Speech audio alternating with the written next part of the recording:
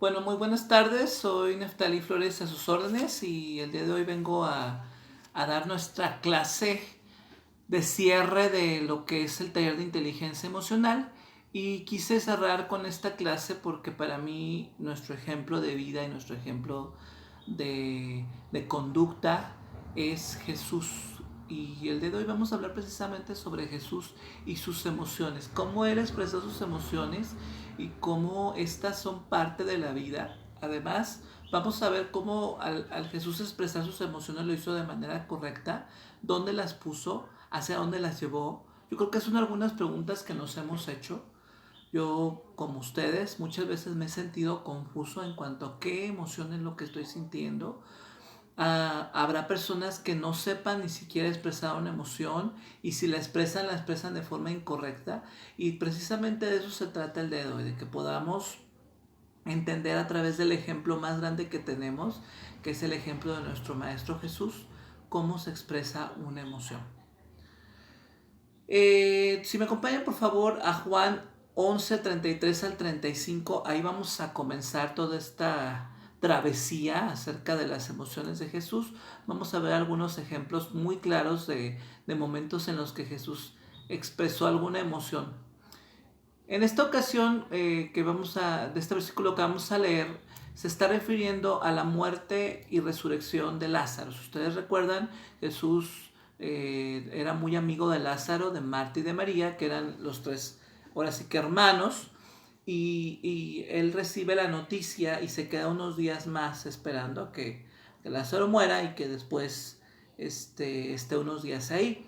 Después de algunos días de estarlo velando, Jesús entonces viene al lugar en donde lo tienen en Capernaum, ¿verdad? Lo tienen ahí sepultado y él va hasta este lugar y se encuentra primero con María y luego con Marta. María, la primera, le reclama que si él hubiera estado ahí, esto no hubiera pasado. Y la segunda, pues más o menos le logra entender que viene una resurrección, que después viene otra resurrección, pero Jesús estaba hablando de algo más profundo que ella todavía no lograba entender. En este versículo entonces, en el que les pedí, que es Juan 11:33 al 35, nos dice lo siguiente. Jesús entonces, al verla llorando, y a los judíos que la acompañaban también llorando, se estremeció en espíritu y se conmovió. Entonces aquí podemos ver dos emociones, más bien dos reacciones fuertes de Jesús. La primera es que su espíritu se estremece por la situación que se está viviendo en ese momento. Él está en un velorio, no es un lugar en donde se va precisamente a reír, es un lugar donde tu espíritu se conmueve de ver lo que está pasando, de sentir el dolor de los demás. Y no solamente eso, sino que además la Biblia dice que además de que su espíritu se estremeció, se percibió aquel golpe de lo que estaba pasando, también se conmovió. Su alma también expresó una emoción, es lo que está diciendo. Su alma también pudo expresar lo que sentía por dentro. ¿Y qué es lo que sentía? Nos dice en el versículo 34, y dijo, ¿dónde le pusisteis? Le dijeron, Señor, ven y ve. Jesús lloró. Jesús lloró. Bueno, ¿por qué lloró? Bueno, solamente Jesús podría explicarnos exactamente por qué lloró, pero lo que sí podemos decir es que en el versículo 33 ya nos está diciendo que se conmovió. ¿Qué le conmovió? Bueno, por lo que dice ahí es ver la emoción de los demás, la emoción de sus amigos, ver a su amigo tendido, o más bien ya sepultado, ¿verdad? ¿Por qué lo sé? Porque cuando lo iba a resucitar, le dicen que no querían retirar la piedra porque ya hería, ya estaba en proceso de putrefacción. 3 días habían pasado, él estaba en el cuarto día ahí y ya estaba en un proceso de descomposición. Entonces, esta gente está llorando ya por días a Lázaro y él está a punto de enfrentarse y sin embargo le dice a María que tenga fe, que lo que viene es mejor que lo que está. Y bueno, pero Jesús al final está llorando. Yo como que lo relaciono con esto, ¿no? Cuando vas a un funeral, yo como ministro me toca ir a muchos funerales que no conozco a la persona, pero conozco a los dolientes. Alguna vez nos tocó ir a un funeral en donde en donde la persona estaba muy dolida. Había muerto una niña por una balacera y no hallaban a quién hablarle y nos hablaron a nosotros, a Pablo y a mí. Fuimos los dos. Sin embargo, la familia no tenía un sacerdote conocido, un pastor conocido que fuera de emergencia. Son situaciones que no que se salen de nuestro control. Yo no conocí a la niña, no conocí a los dolientes, pero ver la situación me conmovió en gran manera. Se estremeció mi espíritu y se estremeció mi alma también. Derramé lágrimas, aunque no conocía a la niña, pero al ver el retrato, al ver la situación, al ver a las tías, a la mamá, al papá, completamente destruidos por la situación, así mismo yo también me sentía conmovido. Yo creo que Jesús, al ver las emociones de sus hijos, se sintió conmovido, movido a misericordia y por eso es que expresó esta emoción. Pero como les digo, tendrían que preguntar, o tendríamos que preguntarle a Jesús exactamente por qué lloró. Pero lo que sí sé es que expresó una emoción. Y entonces yo les preguntaba en la clase en vivo, que la di hace un ratito, si llorar en un funeral era malo, si llorar cuando alguien moría era malo. Y pues la respuesta es no. Llorar en un funeral está bien. La Biblia nos enseña en Eclesiastés 3 que todo tiene su tiempo y nos sigue diciendo, entre las otras muchas cosas, que hay tiempo de llorar y hay tiempo de reír. Que no todo es el tiempo de estar en la lilingo del gozo eterno, ¿verdad? Sino que hay momentos de tristeza y un momento de una, ¿verdad? Ya digo verdad, en vez de decir verdad, disculpen, la cultura, ¿verdad? Que nos va, otra vez, ¿verdad? Es la cultura que nos va jalando. Entonces, bueno, Jesús nos está mostrando que llorar en un funeral no está mal, que es parte de las emociones, que es parte de nosotros como seres humanos, que es una despedida. Puede ser, yo sé que vamos a volver a ver a esta gente. Yo sé que cuando mi abuela falleció, que es el ser querido que más cercano estuvo a mí, yo no le decía abuela, yo le decía papá, porque vivimos con ella durante años, vivimos en su casa y era para nosotros una mujer muy cercana, una abuela muy cercana. Y cuando ella murió me dolió mucho, fue algo muy doloroso para mí. Yo lloré, por supuesto. En esos días no pude llorar tanto porque una cosa u otra, mi mamá en ese tiempo había tenido la diabetes muy complicada y yo no quería que se le complicara más. Cometí el error de no llorar y de hecho mi mamá tampoco lloró y eso no es porque yo se lo impedí, fue una decisión propia. Lloró algo, pero no como yo esperaría que llorara, ¿verdad? Pero con los días, al recordarlo, me permití llorar, vi su retrato y me conmovió grandemente y pude despedirme de ella. Y creo que así sucede, ¿no? El llanto cuando se despide uno de alguien, cuando nos quitan un trabajo, cuando perdemos una oportunidad en la vida, cuando no te aceptaron, por ejemplo, en listas en la escuela, cuando saliste reprobado en alguna materia o cualquier situación que te provoque una pérdida, es bueno porque el llanto purifica tu alma, te deja salir esa emoción que traes ahí atorada. Y bueno, entonces quiero que sigamos viendo algunas emociones. Fíjense lo que nos dice en en Juan 2.14. Juan 2.14 nos habla acerca de otra de las emociones y que yo creo que para mí o no creo que para mí. Veo que a los cristianos, a todos los creyentes, nos cuesta mucho trabajo bregar con la emoción precisamente del enojo, de la ira. Como que no sabemos cómo bregar con ella, como que nos condenamos de más, como que no entendemos hasta dónde nos es permitido, hasta dónde no. La Biblia, o creemos que la Biblia no es clara en cuanto a eso, aunque sí lo es. Y hoy vamos a ver una escena precisamente de la vida de Jesús, cómo él sí se conmovió hasta el punto de la ira. Este tipo de conmoción, este tipo de emoción es más bien de ira, ¿verdad? Este sentimiento, esta emoción más que sentimiento, se le detecta mucho o la clasificamos mucho como negativa, pero en realidad Si nosotros nos ponemos a pensar, Jesús dice que fue tentado en todo, nos dice en Hebreos 3, pero siempre sin pecado. Hebreos 4, perdón. Entonces, ¿qué quiere decir con esto? Que Jesús, aunque fue movido a todas las emociones del ser humano, aunque fue movido a todas las debilidades que el ser humano tiene, aunque tuvo todas las oportunidades para fallarle a su Padre y para fallarnos a nosotros como hijos, no lo hizo porque Jesús entendió quién era primero y segundo tomó decisiones adecuadas al momento indicado. Sin embargo, esta parte de la Biblia es difícil de entender y no solamente para mí, créame también para los fariseos fue difícil entender a Jesús. Fíjese lo que dice. Y halló en el templo a los que vendían bueyes, ovejas y palomas y a los cambistas ahí sentados y haciendo un azote de cuerdas echó fuera del templo a todos y las ovejas y los bueyes y esparció las monedas de los cambistas y volcó las mesas. Y dijo a los que vendían palomas, quitad de aquí esto y no hagáis de la casa de mi padre casa de mercado. Entonces se acordaron sus discípulos que está escrito, el celo de tu casa me consume. Bueno, aquí yo quiero que pensemos algo y quiero preguntarte, ¿crees que enojarte es pecado? ¿Jesús pecó?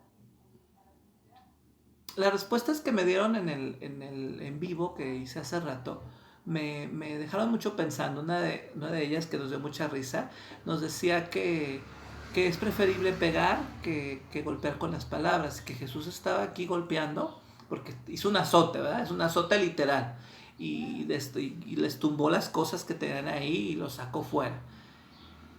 Y es cierto, yo creo que la Biblia nos enseña que es mejor que le des unas nalgadas a tus hijos, que uses la vara de corrección antes que los insultes o que les digas algo que les va a dejar la marca o les aplique la ley de hielo o hagas alguna cuestión que afecte directamente su corazón, sus sentimientos.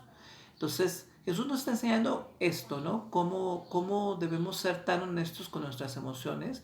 Él sí está hablando de una situación que le duele y nos acabamos de leer cómo precisamente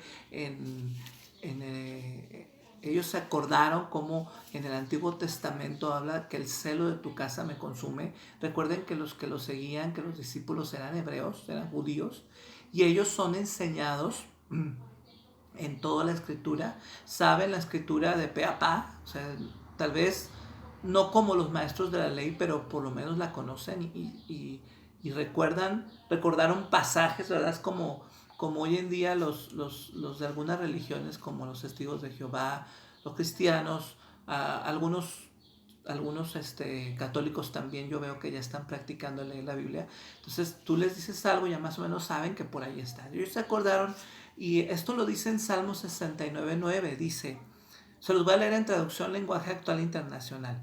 El amor que siento por tu templo me quema como un fuego, por eso me siento ofendido cuando te ofenden a ti.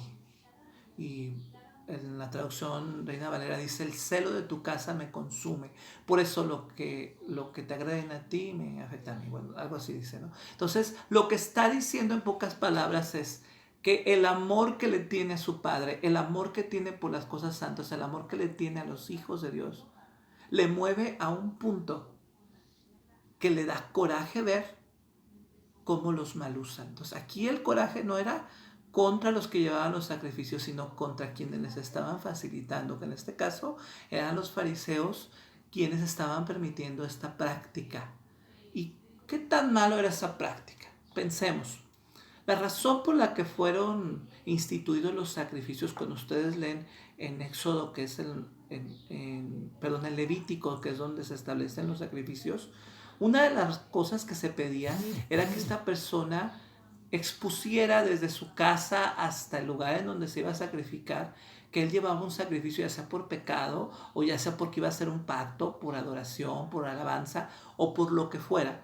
Y entonces él exponía de alguna manera al animal, el ruidito, el becerro mu o lo que fuera, ¿verdad? Iba en el proceso y toda la gente lo iba viendo, se iba exponiendo a sí mismo.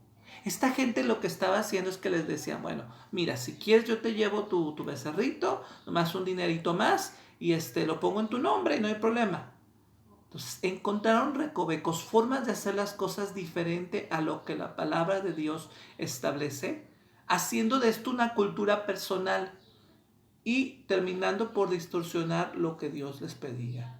¿Y qué era lo más importante? Que hubiera una actitud de arrepentimiento, que hubiera una actitud de exponerse a sí mismo, que es parte del arrepentimiento verdadero, que es parte de hacer pacto con Dios, el estar dispuesto a ser expuesto. Por eso Jesús se expuso en la cruz, ahorita lo vamos a ver más adelante.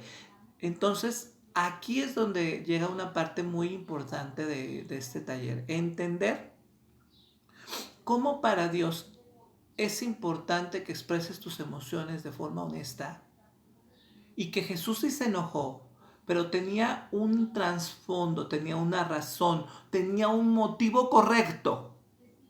Entonces, ¿con qué tiene que ver con que tu pecado sea o no sea, perdón, que la ira sea o no sea pecado?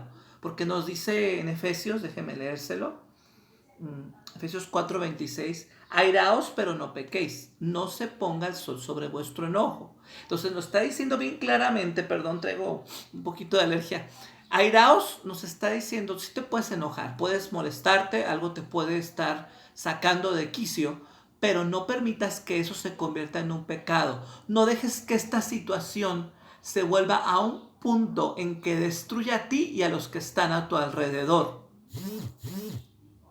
¿Con qué tiene que ver? Con la motivación. Y Jesús nos está diciendo claramente en Salmos, acerca de lo que ellos se acordaron del celo de tu casa me consume. Les está diciendo claramente que la razón por la que Él está molesto es por el amor que siente por el templo, por el amor que siente por las cosas santas, por el amor que siente por Dios. Dice, como un fuego, me quema como un fuego. El amor que siento por tu templo me quema como un fuego. Por eso me siento ofendido cuando te ofenden a ti. Porque no era de él el asunto, era que al Padre por años habían hecho estas prácticas contrarias a la voluntad de Dios y ya era mucho tiempo el que se les había permitido. Entonces él está expresando su enojo, su incomodidad, la ira, si quieren ustedes llamarle así, que él tenía contra esta mala práctica. Y es tremendo considerar que podemos enojarnos, pero que tiene que tener una motivación correcta, que no es que me voy a enojar de cada cosa que me pongan enfrente, que tiene que tener un motivo de peso. Y segundo lugar, Jesús no dejó que esta emoción tomara lugar en su vida al punto de que tomara el control de él. Porque lo sé, porque cuando el versículo posterior, versículo 17, ya leíamos esto, el celo de tu casa me consume, en el 18 dice, y los judíos respondieron y le dijeron, ¿qué señal nos muestras ya que haces esto? Respondió Jesús y les dijo, destruid este templo y en 3 días lo levantaré. Entonces aquí no tiene que ver con que le importara tanto lo que hacían con el templo. Y aquí al entender las dos ideas de lo que es el Salmo 69:9 y lo que es esta respuesta de Jesús, entendemos algo. El templo de la casa de Dios somos nosotros. Y en lo que le estaba importando era lo que se estaba haciendo con nosotros. Al permitir estas prácticas contrarias a la voluntad de Dios, al propiciarlas y promoverlas, ellos estaban destruyendo la relación de ellos con Dios. Por eso a Jesús le estaba airando tanto. Entonces él sí tenía un motivo correcto. Además, la respuesta de Jesús nos habla de que sus emociones no tomaron control completo de él, sino que él sabía lo que estaba haciendo y lo estaba haciendo con todo razonamiento. Recordemos cuando hablaba yo acerca del secuestro de la amígdala y de cómo el hipotálamo y el tálamo están muy inmiscuidos en toda esta situación. Les explico rápidamente. El secuestro de la amígdala se le llama cuando la amígdala, que es el lugar de nuestro cerebro, que según los expertos es donde nosotros decidimos o donde tenemos las emociones más bien, donde está esta decisión emocional, donde yo expreso las emociones. Entonces en el tálamo es donde se centran las emociones y el hipotálamo es esta parte donde está la voluntad. Yo ahí es donde decido qué hacer. Ahora resulta que cuando se le llama secuestro de la amígdala, las terminales nerviosas estas que llamamos neuronas precisamente, hay unas neuronas que son inhibitorias, que son las que impiden que la amígdala tome control completo, que las emociones, pues en otras palabras, tomen control completo. Y entonces ahí entra el razonamiento, entra la verdad. Jesús no estaba actuando por emoción, estaba actuando por razón. Él tenía una verdad detrás, tenía un motivo, tenía un propósito en lo que estaba haciendo. La cuestión es que nosotros muchas veces dejamos que nuestras emociones, en especial el enojo, fluya sin tener un propósito. No está llevando a cabo algo que edifique, algo que traiga cambios a mi vida o a los que me rodean. Tener enojo, tener ira por algo me ayuda. Estoy en una frustración porque no me dan el trabajo que quiero y me enojo y entonces le echo más ganas. Busco la manera, le busco por aquí, busco por allá, mando más currículum. Le digo, me acuerdo una ocasión que entré a un restaurant bar que estaba allá en Guadalajara. Que por cierto le agradezco, ni me acuerdo cómo se llama, creo que el 54, el 56, algo así que es el nombre de la calle. Y trabajé durante como 2 años y me acuerdo que cuando yo iba a entrar le dije, como quiera que sea, yo había buscado trabajo en varios lugares. Le dije, usted deme el trabajo y yo le prometo que voy a cumplir con usted todos los días y que voy a venir, que va a encontrar en mí a un trabajador. Se me quedó viendo, inmediatamente me dio el trabajo, porque la ira que yo ya tenía, la frustración que tenía por no haber tenido un buen trabajo, me estaba llevando ahí a tomar una determinación. Y esa determinación fue la que logró ver. A lo que yo me refiero es que la ira sí te lleva a tomar determinaciones, que una emoción así te lleva a tomar decisiones. Pero cuando esta está fuera de control, las decisiones que te lleva a tomar a veces están fuera de la voluntad de Dios. Y por eso es importante que la ira esté sujeta a la razón, que nunca se salga, que no permitamos que la amígdala se secuestre, que no haya límites, que no haya inhibiciones. Tenemos que aprender los límites. Todo tiene un límite, una emoción también. Bueno, creo que es una de las emociones fuertes y nos retuvimos mucho en ella por alguna razón, ¿verdad? Entonces, Jesús nunca pecó, Jesús no pecó, dice que fue tentado en todo, pero siempre sin pecado. La ira no es un pecado. Yo la puedo expresar. Es más, de hecho, él golpeó, sí, pero con una razón. Él tenía una razón específica, él tenía una verdad en las manos. Ahora sí, como decimos en México, tenía los pelos de la burra en la mano y sabían que era pinta porque tenía los pelos de la burra en la mano. Entonces es importante que cuando expresemos una emoción como esta, la expresemos correctamente. Acuérdense que las emociones, yo no las determino, las determina mi interior. Y si todo en mi interior está bien arreglado, en mi exterior todo va a salir de forma adecuada. Hay que tratar más con los sentimientos, hay que tratar con las cuestiones pendientes dentro de nuestro corazón, dentro de nuestro razonamiento. Hay que ver y revisar cuál es nuestro sistema de creencias continuamente en la presencia de Dios. Vamos más adelante porque quiero hablar cómo hacemos cómo esculcamos en la presencia de Dios nuestro razonamiento, ¿verdad? En Marcos 14:33 vemos una de las emociones más fuertes que Jesús expresó y fue anterior a la cruz. Jesús iba a ser llevado a la cruz, su amigo lo iba a traicionar y todo esto iba a pasar en una noche y lo iban a traer de arriba para abajo por algunos días, ¿verdad? Y entonces él sabía que todo esto venía y Jesús estaba en un estado emocional crítico. Fíjese lo que pasa en Marcos 14:33. Y tomó consigo a Pedro, a Jacobo y a Juan y comenzó a entristecerse y a angustiarse. Y les dijo, noten esto, mi alma está muy triste hasta la muerte. Quedaos aquí y velad. Esta emoción que él está expresando dice que comenzó a entristecerse y a angustiarse. Dos de los ingredientes más fuertes de la depresión. Y no solamente con eso, la Biblia nos permite entrar un poquito más adentro del corazón de Jesús y nos dice que Jesús dijo, mi alma está muy triste hasta la muerte. quiere decir que esto le estaba provocando un sentir de depresión, de querer morirse si era necesario, porque él quería morir de una forma menos violenta que lo que iba a venir después. ¿Qué hizo Jesús después? Ya sabemos que él fue ante el Padre y expresó lo que estaba sintiendo. Pero entonces, ¿sentirse triste es un pecado? Tampoco. Sentirse triste es parte de las emociones de nosotros como seres humanos. Entonces Jesús expresó esta emoción de tristeza, pero fue al lugar correcto. Sus amigos, Jacobo, Pedro y Juan, no respondieron como él esperaba. Ellos se quedaron dormidos, el cansancio les venció.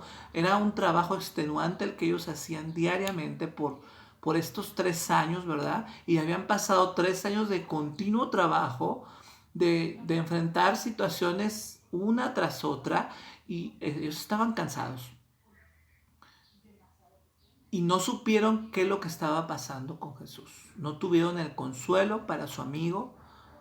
No supieron ser amigos en ese momento porque les superó la cuestión fisiológica, ¿verdad? Cuestión física. Ahora, ¿qué vemos aquí? Pero Jesús no se queda ahí.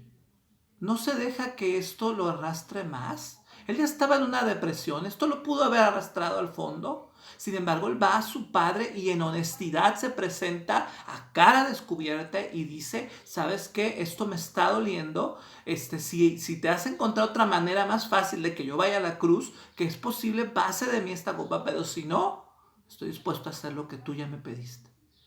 Pero si es posible, o sea, está siendo honesto, me está doliendo mucho.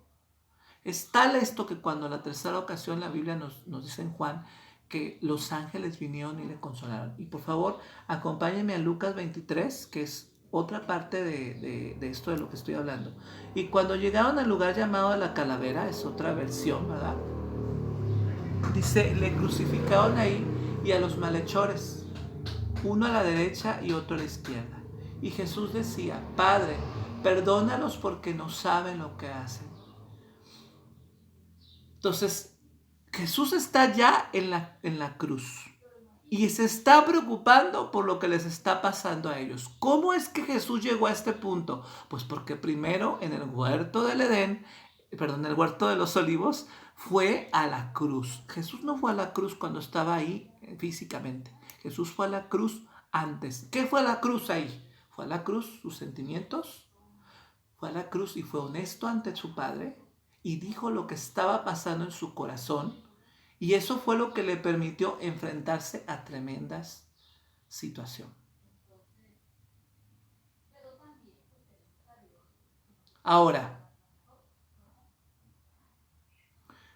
en Juan 19:26 nos habla otra situación acerca de las emociones de Jesús. Cuando vio Jesús a su madre y al discípulo a quien él amaba. Yo quiero que piensen, este versículo de Juan 19:26 nos está hablando de ya Jesús en la cruz. Él está crucificado, desangrándose.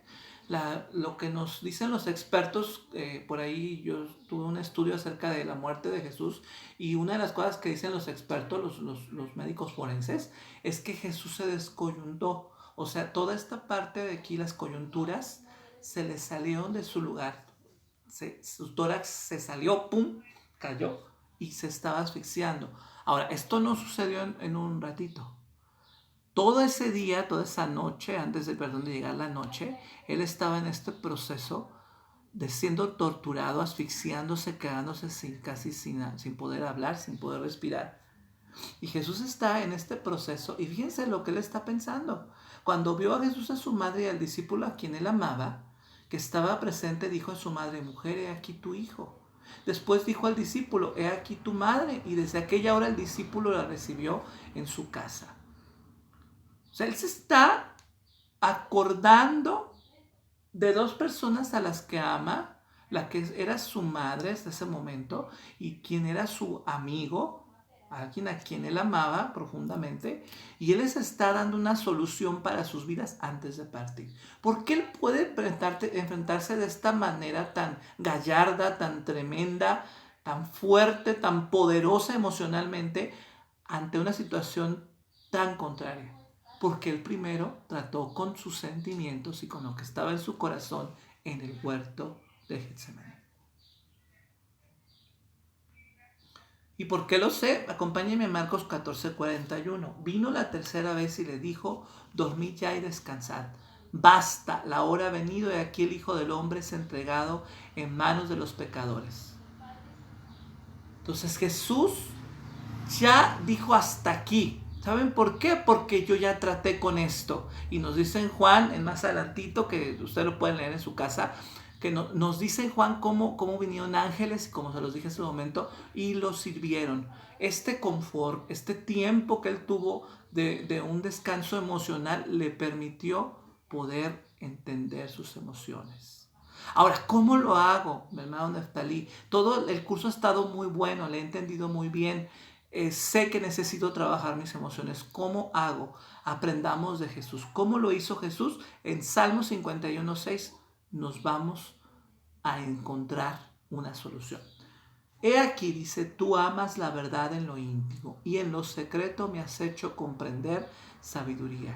En el Salmo 51:6, traducción lenguaje actual, que nos lo abran un poquito más directo para que entendamos a fondo. Tú quieres que yo sea sincero, por eso me diste sabiduría.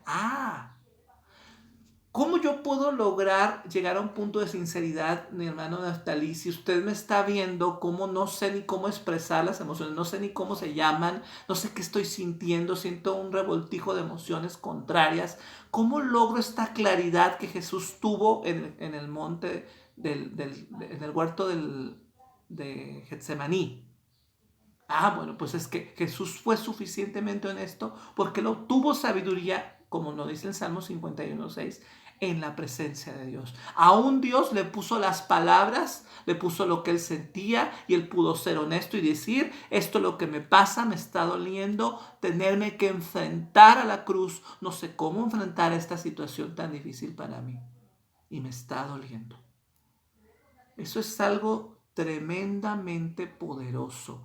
La honestidad solamente la puedo lograr, este nivel de sinceridad, este nivel de quitar todo lo que está oculto con la sabiduría de Dios. Y la Biblia nos enseña que el que esté falto de sabiduría le pida a Dios y que Él te la dará abundantemente y sin medida.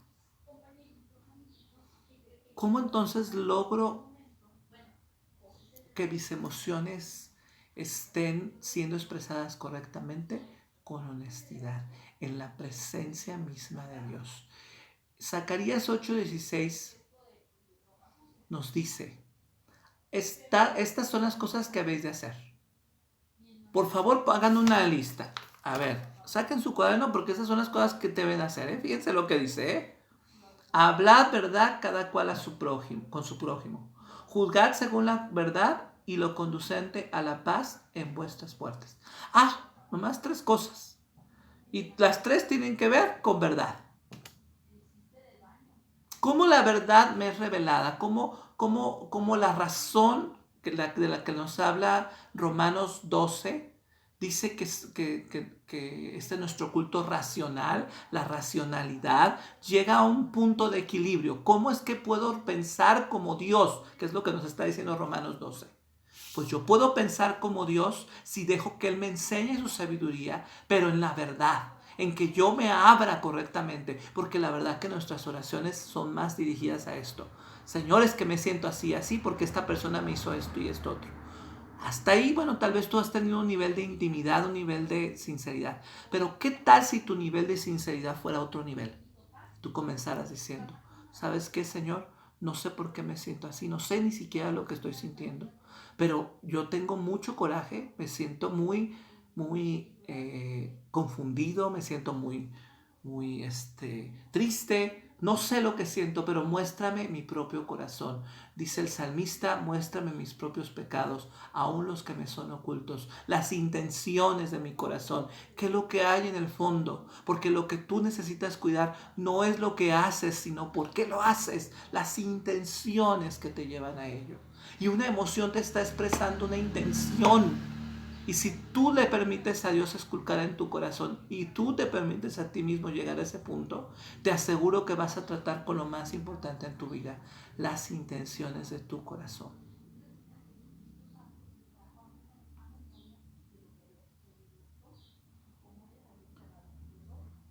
Es importante entonces que entendamos que necesitamos desarrollar virtud en nuestro corazón. Fíjese lo que dice 2 de Pedro 1:5. Vosotros también, poniendo toda diligencia por esto mismo, añadid a vuestra fe virtud, a la virtud conocimiento, al conocimiento dominio propio, al dominio propio paciencia, a la paciencia piedad, a la piedad afecto fraternal y al afecto fraternal amor. Es una emoción que va creciendo, es una serie de sentimientos que van siendo procesados. ¿Cómo los proceso? Porque entonces es estar siendo honesto en cada paso. Porque si estas cosas vosotros también nos toca a nosotros, poniendo toda diligencia, tenemos que ser diligentes en nuestras emociones, hacernos responsables de nuestros sentimientos, de nuestro corazón, de nuestra alma, hacernos responsables de lo que hemos expresado, pedir perdón si es necesario perdonar. Sí, pero también entender lo que está pasando en nuestro corazón. Y el Espíritu Santo, que es fiel, te va a enseñar sabiduría, como lo leíamos en el Salmo 61:9, si mal no recuerdo. 51:6, perdón. Ahora, la palabra virtud de la que se refiere dice a la piedad, afecto, el conocimiento, el dominio propio, paciencia, la paciencia, piedad. Al afecto fraternal, ¿dónde está? Virtud es la palabra que ellos usan aquí como piedad. Y dice que es la fuerza de Dios para poder tener el corazón adecuado. Después del conocimiento seguimos creciendo para ser llevados al dominio propio, incluyendo en este dominio propio de nuestras emociones. ¿Cómo se da el dominio propio en nosotros? ¿Cómo podemos desarrollar tal nivel de dominio propio? Con la virtud. Y la virtud es algo que Dios nos otorga. Es la sabiduría de la que hablábamos en el Salmo. Y si no logramos entenderlo, vamos a seguir frustrados porque vamos a seguirlo haciendo en nuestras fuerzas. Bueno, ya hoy me alargué con esta clase porque es la conclusión, pero yo quiero concluir este taller y esta clase diciéndoles algo. Jesús expresó sus emociones de forma correcta. Aun cuando estaba enojado, pudo expresarlo de manera racional e inteligente. No permitamos que nuestras emociones nos gobiernen. Nosotros somos dueños de ellas. Hagámosle caso a las emociones. Pongamos atención a ellas porque posiblemente nos están hablando de algo que pasa en nuestro corazón. Y por último, volvamos nuestro corazón a Dios, porque en Él vamos a encontrar las respuestas a todo lo que estamos sintiendo, experimentando. Es en la presencia de Dios que tú encuentras respuesta aún a lo que tú no sabes cómo se llama, que son esas emociones. Deja que el Espíritu Santo te enseñe. Espero que todas estas clases y que ojalá que si ustedes solamente vieron esta, puedan serlas de bendición para escuchar otras muchas más. Les amo abundantemente y espero que les haya sido de bendición. Ahí está, aquí tiene en mi YouTube toda la lista de las clases. Han sido 9 con estas. Y el próximo miércoles yo continuaré con otra clase que va a seguir hablando de emociones, pero ya de otra manera. Entonces, les invito a que sigan escuchándome. Gracias, les amo profundamente. Besos.